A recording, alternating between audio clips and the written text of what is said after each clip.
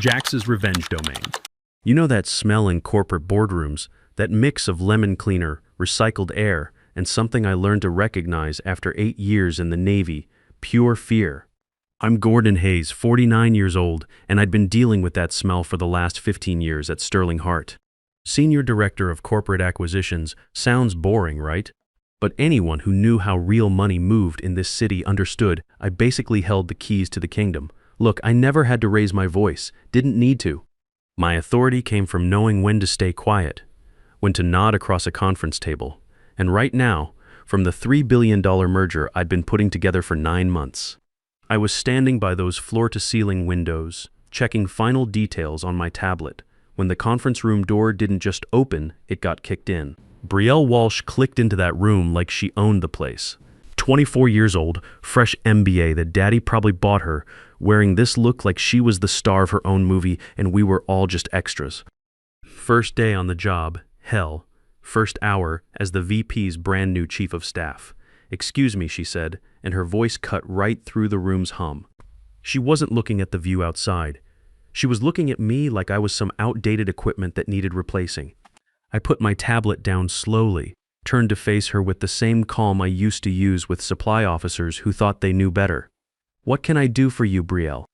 "I'm reviewing your risk assessment approach," she said, skipping right past hello. Had this thick presentation folder in her hands, some consultant's report that probably cost more than my car. "And I'm seeing some real problems with how you operate." I checked my watch. Old habit, problems how? She stepped closer, and man, that perfume hit you like a wall jasmine mixed with the smell of someone trying way too hard. You're using outdated methods. Conservative timelines, too much regulatory stuff. She tapped that folder with her nail. "This isn't 2010, Gordon. We need to move faster." Here's the thing, the whole floor went dead quiet. The analysts outside stopped typing. Junior people froze with their coffee halfway to their mouths. It was that kind of silence you get right before everything goes sideways. "Brielle," I said, using that tone I'd perfected for people about to make career-ending mistakes. "I'm meeting with Hugh Pearson in 72 hours to file regulatory paperwork for a $3 billion deal." Conservative isn't the problem here. Her face went red, clashing with that designer scarf. She wasn't used to pushback. She was used to daddy's credit card and scared interns who said yes to everything. "I am the VP's operational liaison," she announced, throwing around a title that sounded important but meant absolutely nothing. "I'm implementing new efficiency standards. If you can't adapt to modern protocols, maybe we need someone who can." It was so ridiculous I almost laughed. But I knew what this was really about. She didn't care about timelines or regulations. She wanted to take down the senior guy on day one. Show everyone who was boss by going after the biggest target. "Go home, redo your approach, and give me a timeline that makes sense for today's market," she said, crossing her arms like she was talking to a recruit. I really looked at her then, saw the shaking hands, the desperate need to prove herself, and the complete lack of understanding about what I actually did for this company. "No," I said simply. "I've got work to finish," turned back to the window, figured that was the end of it. "You're fired," she said. Those words just hung there in the air like a bomb that hadn't gone off yet. I turned around, she was breathing hard, eyes wide. She'd just pulled the trigger without knowing what she was shooting at. "You're serious," I said, not really a question. "I am your superior, and you're being insubordinate," she said, voice cracking. "Pack your stuff. Security will walk you out." I looked at those terrified faces outside the glass walls. I looked at the $3 billion contract on my tablet, and then something clicked, the same cold clarity I'd felt during my last Navy review, when they told me I wasn't political enough for promotion.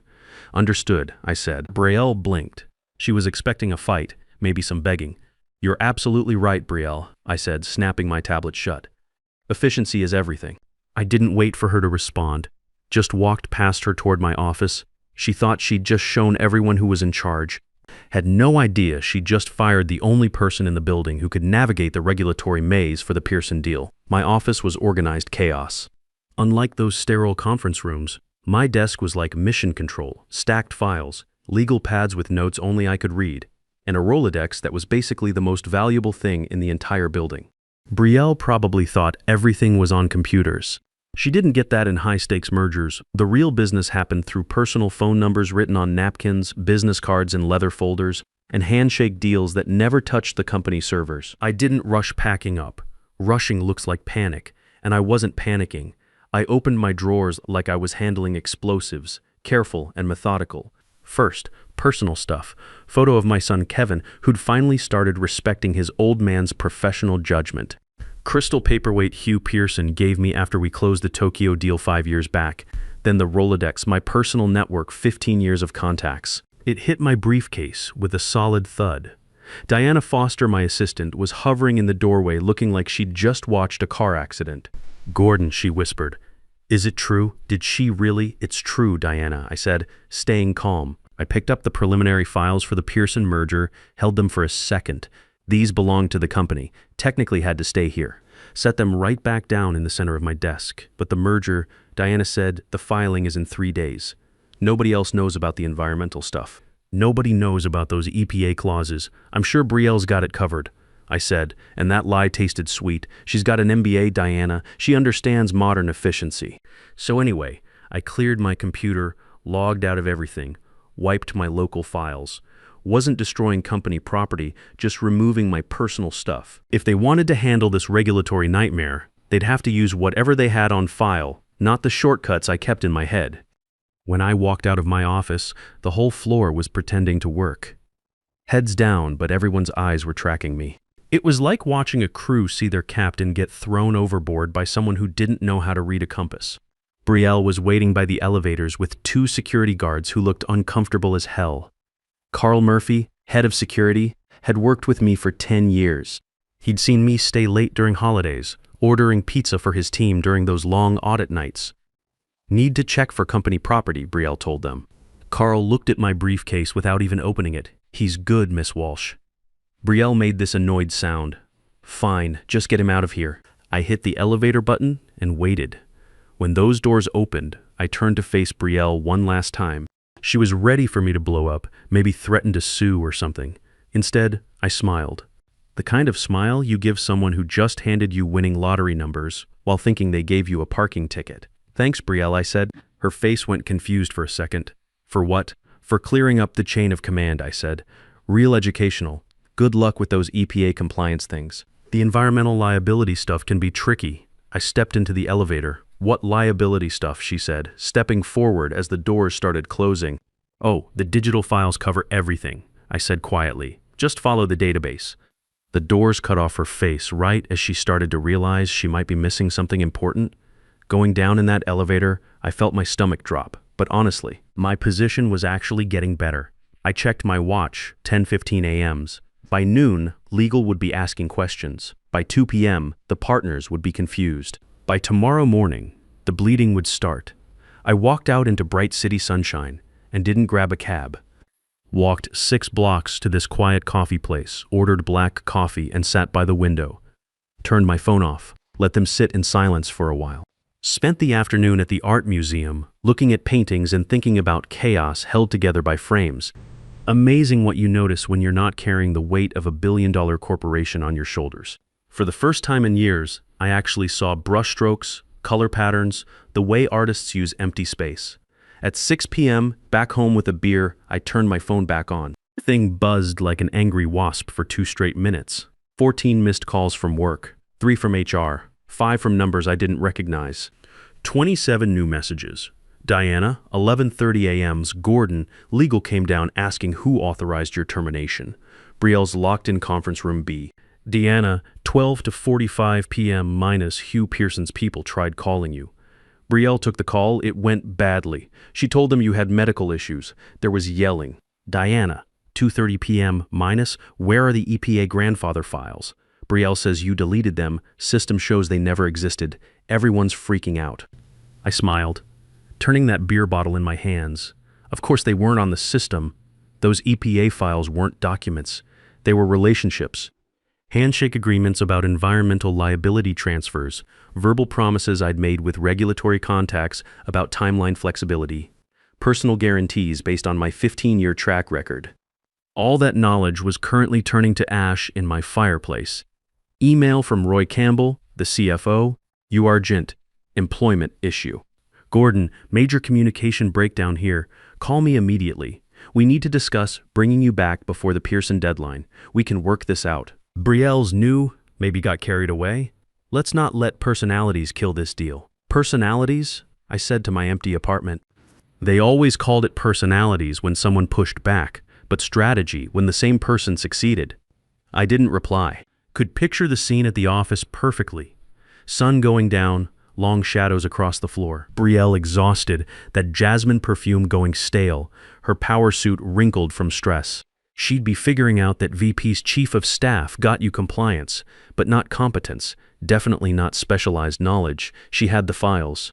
She could see the $3 billion valuation, but she didn't understand the bigger picture. Didn't know that Section 7, Subsection C about environmental stuff was actually coded language about specific EPA exemptions that Hugh Pearson's grandfather had secured back in 1987. Looked like a liability on paper, but it was the emotional heart of the deal for the Pearson family.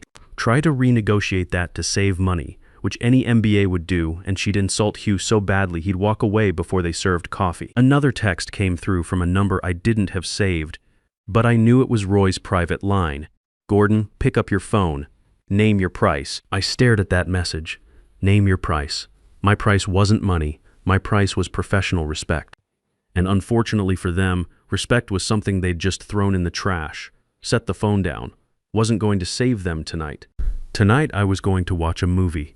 Maybe something about disasters. Maybe something about experienced guys walking away while headquarters burned behind them. Here's the thing. There's a specific drawer in my home office that stays locked. Doesn't have cash or jewelry. Has leverage. I walked over to my desk and got a small brass key from under this ceramic mug Kevin made me in high school. Lock opened with this satisfying click.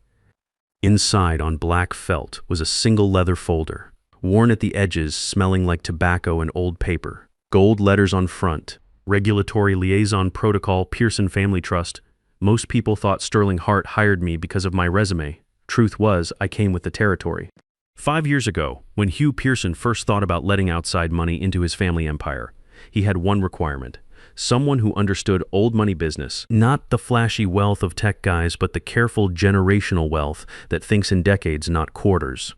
My dad had been Hugh's father's Navy logistics guy during Vietnam. I grew up playing in the library of the Pearson estate while the old men talked strategy and resource management. Wasn't just an employee. I was the bridge between the cold money-focused world of my firm and the family loyalty thing the Pearsons had going. I opened that folder. Inside was one sheet of paper with a direct phone number. Not a business line, the number for the phone Hugh kept in his jacket. The one that went straight to him. Calling this number would break every confidentiality rule in my employment contract.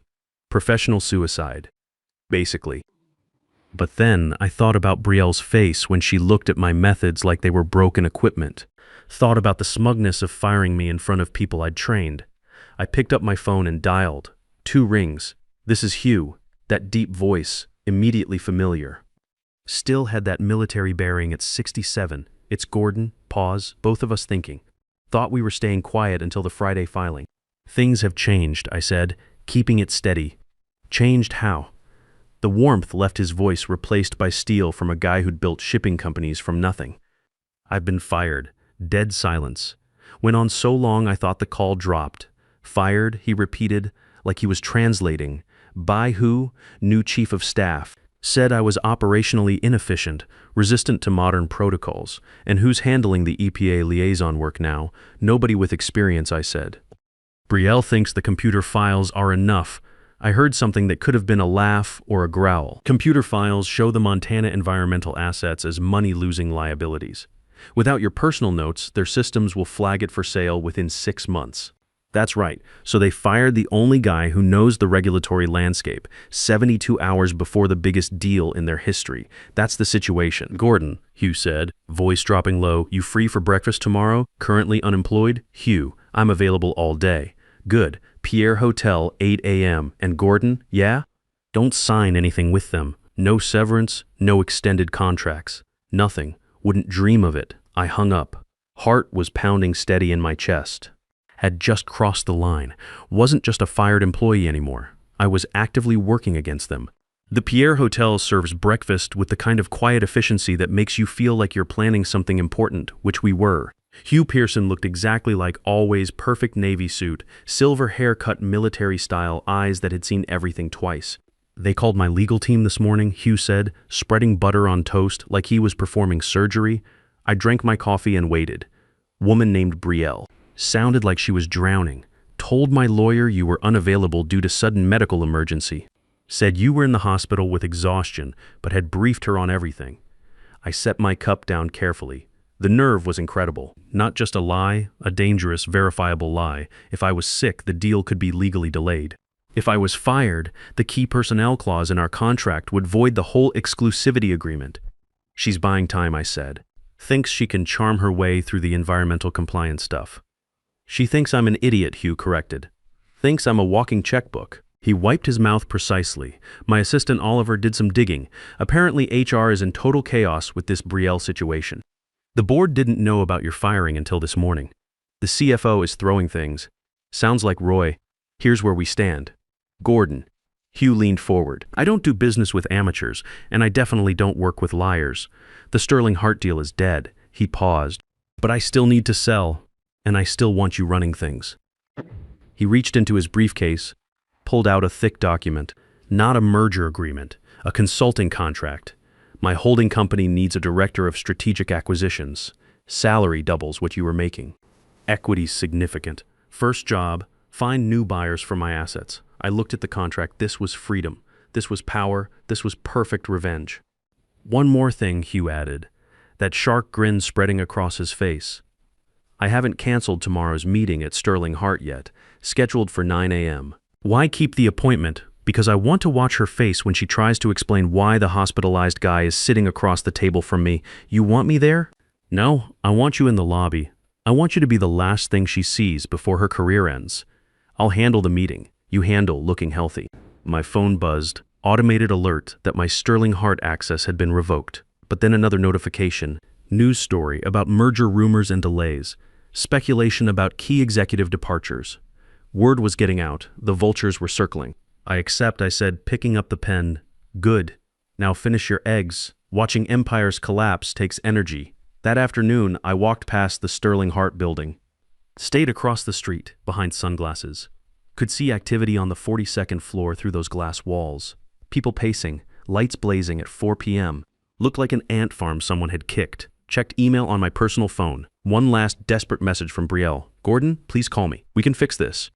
I didn't mean it. It was stress. My father's asking questions. Please, I deleted it. No takebacks in the big leagues. Brielle, you wanted modern efficiency. This is what efficient looks like. Morning of the showdown, sky was dark purple, threatening rain. Matched what I figured was happening in the executive suite across the street. I sat in the Grind coffee shop, corner booth, with perfect view of Sterling Hart's main entrance. Oliver Reed, Hugh's personal assistant, guy who looked carved from stone and dressed by professionals, sat across from me. We had papers spread on the table. My onboarding stuff for Pearson Holdings. Hugh's 5 minutes out, Oliver said, checking his watch. He wants you visible from the lobby. Visible? Oliver pointed toward the skyscraper from their side. I looked up. Through those floor-to-ceiling windows, I could see someone in a white suit pacing by the security desk. Brielle? She was yelling at reception, waving her hands, trying to make everything perfect for Hugh's arrival, wanted to look like she was in control. Then she stopped. Looked out toward us. Distance was maybe 50 yards, but I watched her freeze when she saw me. More importantly, she recognized Oliver. Everyone knew Oliver. He was Hugh's right-hand guy, his advanced scout. She pressed her face against the glass, mouth opening, grabbed her phone, started dialing like crazy. My phone stayed quiet. I'd blocked her number an hour ago. She sees us, I said, taking a sip of coffee. Perfect. Oliver said without turning around. Panic makes people stupid, and Hugh hates stupid. I watched her lose it in real time. She spun to the receptionist, pointing at us, probably screaming about spies or something. The poor receptionist just shook her head, looking terrified. Brielle ran toward the elevators, rushing back upstairs to warn. Who? Her dad. The board. What could she say? The guy I fired for being outdated is having coffee with the buyer's main man. That was admitting catastrophic failure. She's running upstairs, I reported. Oliver nodded. She'll try to control the story. Too late. The story left with your box of stuff yesterday. He gathered our papers. You're officially signed, Gordon. Welcome to the family. Hugh's instructions. Wait exactly 20 minutes, then walk across the street. Just stand in the lobby. Be the ghost at the funeral. I watched Hugh's black car pull up to the curb. Driver opened the door. Hugh stepped out, buttoned his jacket, checked his cufflinks, and looked up at the building like a demolition expert studying a condemned structure. He walked straight into enemy territory. I waited.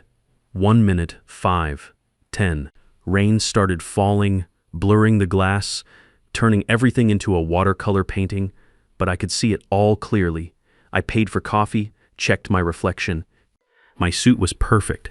Time for the final act. Sterling Hart's lobby was designed to intimidate. 3 stories of marble, expensive waterfall, acoustics that made every footstep echo. I pushed through those revolving doors, the sound of water washing over everything. The scene was like a painting. Hugh Pearson standing dead center of the space near the security gates, not moving toward elevators, just standing there like a monument. Brielle was there too, must have sprinted down the stairs because she looked rattled. White suit wrinkled, jasmine perfume turned sour. She had Roy Campbell and Simon Brooks flanking her, both looking like they'd rather be anywhere else. I walked quietly across that marble floor, heels clicking steady rhythm that cut through the water noise. Stopped about 20 feet away, close enough to hear, far enough to watch. Unexpected complications, Brielle was saying, voice high and bouncing off the hard surfaces. But like I said, Gordon's got medical issues. He's in the hospital. I'm fully briefed and ready to sign. Hugh stared at her without blinking. Military stillness, complete authority. Medical issues, he repeated. His voice wasn't loud, but it carried. Yes. Brielle nodded frantically. Very sudden, but he told me everything. I can handle all the operational stuff. Hugh pulled out his phone, tapped once. Interesting, Hugh said, because I just got a text from him. Says the coffee across the street was excellent. Brielle froze. Blood drained from her face so fast she looked like a wax figure. Roy Campbell's head snapped up like he'd been shot. What? Roy choked out. Hugh turned slightly, scanning the lobby. His eyes found mine. Didn't smile, just gave the smallest nod. Brielle spun around, saw me standing there. Healthy, calm, holding my briefcase. The hospitalized invalid, miraculously recovered. The silence that followed could have crushed cars. She. Brielle stammered, pointing a shaking finger at me. She's lying. She must have. I fired her. The truth spilled out before she could stop it. Roy turned on Brielle, eyes bulging. You did what? Hugh looked back at Brielle with pure disgust. You lied to my legal team. You lied to me, to my board, and to your own people. He looked me up and down about what exactly operational inefficiency. Brielle screamed, desperate, cornered. Outdated methods. I'm the VP's chief of staff. Hugh laughed, dry, harsh sound. You fired the architect of a $3 billion deal over methodology? He turned to Roy. This, the leadership I'm buying this, the judgment I'm investing in. Mr. Pearson, please. Roy stepped forward, hands up like he was surrendering. This is a misunderstanding. Brielle's new. We can bring Gordon back immediately. Big bonus, promotion, whatever it takes. Hugh raised his hand like stopping traffic. No. He turned to me. Gordon, you currently employed by this company? I stepped forward. No, Mr. Pearson. My employment was terminated Tuesday morning. Then nobody here has authority to negotiate anything. Hugh looked at Brielle, who was shaking now, tears starting. Since there's no one I trust to sign papers, the meeting's over. Deal's dead. He signaled to Oliver by the doors, good day. You can't, Brielle screamed. My father will sue. We have contracts. Contracts depend on good faith and competent parties, Hugh said. Cold as ice. You've shown neither. He turned and walked out. The second those revolving doors closed, the lobby exploded. Not literally, but the shockwave was just as violent. Roy Campbell, who'd survived 3 hostile takeovers and a federal audit, turned on Brielle with a face like a ripe tomato. You fired him. Roy roared, his voice echoing off marble like thunder. You fired the regulatory expert without consulting legal, without consulting the board. He was insubordinate. Brielle cried, backing against the security desk, disrespectful to modern methods. I'm VP's chief of staff. You're a disaster, Roy shouted, spit flying. Do you understand what just walked out that door? That was $3 billion. That was our stock price. That was my retirement. Security guards were studying their shoes. Receptionists pretended to type. I stood there watching the meltdown. Brielle looked around desperately for backup. Her eyes landed on me. The hatred was pure poison, mixed with the terrifying realization that she dug her own grave. "This is your fault," she screamed at me. "You planned this. You sabotaged everything." "I planned to do my job," I said calmly, voice cutting through her hysteria. "You planned the rest, Brielle." Roy spun toward me, desperation replacing anger. "Gordon, please." "Ignore her. She's suspended, effective immediately." He glared at Brielle. "Get out. Go to your father's office. Don't talk to anyone. If you post on social media, I'll sue you personally." Brielle let out this ugly sob and ran toward the elevators, heels clicking frantically. Roy took a deep breath, put on this fake smile. "Gordon, look, it's bad but not unfixable. We'll call Hugh back. Tell him it's resolved, you're rehired. Senior VP, 30% raise, stock options, just pick up the phone. Fix this." I looked at Roy. I'd worked for him 10 years. He'd never asked about Kevin, never said thanks when I saved quarterly numbers with smart deals. Only cared now, because the ship was sinking. "Can't do it, Roy. Why not? Name your price. We'll double it. It's not about money." I reached into my briefcase, pulled out a cream envelope. "What's that?" My resignation, I lied. It was actually my Pearson Holdings paperwork, but he didn't need to know. "You can't rehire someone who already has a new job." Roy's face went slack. Who could hire you this fast?" "The client," I said. The realization hit him like a freight train. He staggered backward. "You're working for Pearson, as of this morning. Director of Strategic Acquisitions, which means, Roy, if you want to salvage anything from this mess, maybe sell the pieces for scrap, you'll be negotiating with me." I checked my watch, but not today. Today I'm going shopping for new work clothes. These have bad memories. I turned and headed for the exit. Behind me, Roy was screaming into his phone, calling the CEO, calling lawyers, calling people who weren't going to answer. The damage was done. 3 days later, Sterling Heart stock dropped 18%. News was full of stories about management crisis and failed leadership. Board begged Hugh for one last meeting. Promised all obstacles were gone. Deal could be restructured. Hugh agreed to one condition. Entire executive team, including the VP and his daughter, had to be there to apologize. That boardroom was packed, air conditioning cranked up, everyone still sweating. Brielle sat at the far end looking small in a drab gray dress. Her white power suits were history. Her dad wouldn't even look at her. Doors opened. Hugh walked in, followed by Oliver. Then me. I came in last wearing a new suit. Black, sharp, with gold buttons. Room gasped collectively. Brielle's head snapped up, eyes wide like she'd seen a ghost. We assumed the CEO started, voice shaking. This meeting was about restarting the merger talks. Hugh sat at the head of the table. Didn't open his briefcase, just folded his hands. "I'm not here to merge," Hugh said. "I'm here to offer 30 cents on the dollar for your assets." 30 cents? Roy exploded. "That's highway robbery. We were at 3 billion. That was with competent leadership," Hugh said calmly. "That was when you had Gordon. Now you've got chaos." He gestured to me. "Gordon's advising me on your real value now. He tells me without proper environmental transition, regulatory risk is catastrophic. He tells me Tokyo partners have lost confidence. He tells me this company is hollow." Every face turned to me. The betrayal in their eyes was beautiful. They expected loyalty from someone they'd thrown away. "Gordon," Brielle whispered. "How could you? You worked here 15 years. I looked at her. Didn't feel anger anymore.